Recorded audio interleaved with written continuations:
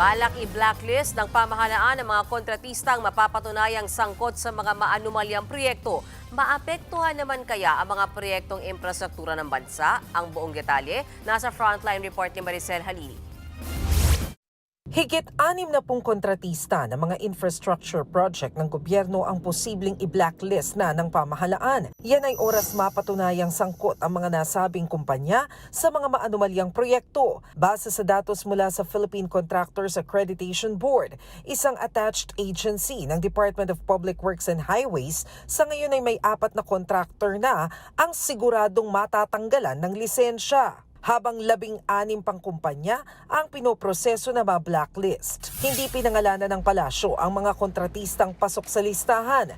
Pero pagtitiyak ni Palace Press Officer Claire Castro, hindi maaapektuhan ang mga nakapilang infrastructure projects ng gobyerno, kabilang na ang mga proyekto kontra baha. Hindi po maaapektuhan ang tuloy-tuloy na pagsasagawa ng mga infrastruktura sa bansa natin dahil marami pa po ng mga kontraktor na masasabi natin na maaayos magtrabaho. Magbubukas po ng pintuan itong sinasabi ng Pangulo na ang matitino at maaayos na mga kontraktor ay babayaran agad. Sa gitna ng blacklisting sa mga tiwaling kontratista at sa gumugulong na investigasyon sa flood control scandal, ipapaubaya na raw ng Pangulo sa Independent Commission for Infrastructure ang magiging direksyon ng investigating body. Kabilang na rito ang desisyon kung magtatalaga pa ng mga bagong commissioner o dadagdagan ng kanilang pondo. Kung gusto pala lang magpatuloy, sabihin lamang nila sa Pangulo at susuportahan sila.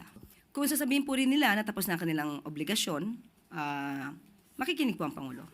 Iginiit din ng palasyo na iginagalang ni Pangulong Bongbong Marcos ang separation of powers ng 3 sangay ng gobyerno. Kasunod ito ng pahayag ng Ombudsman na hindi madaling makuha ang Statement of Assets, Liabilities and Net Worth o SALN ng mga mambabatas na nadidiin sa flood control scandal. Bagamat isinusulong ng Pangulo ang transparency at accountability, ayaw naman daw niyang manghimasok sa jurisdiksyon ng Kongreso. Kung ano man po ang rules ng House of Representatives or Kongreso patungkol po dyan, yan po ay ginagalang ng Pangulo. Iniiwasan po ng Pangulo na magkaroon ng executive overreach. Nagbabalita mula sa Frontline, Maricel Halili, News 5. Mga kapatid, Mean Los Baños po, huwag magpahuli sa mga balita at impormasyong dapat ninyong malaman. Para sa mas malawak na balitaan at diskusyon, mag-follow at mag-subscribe na sa social media pages ng News 5.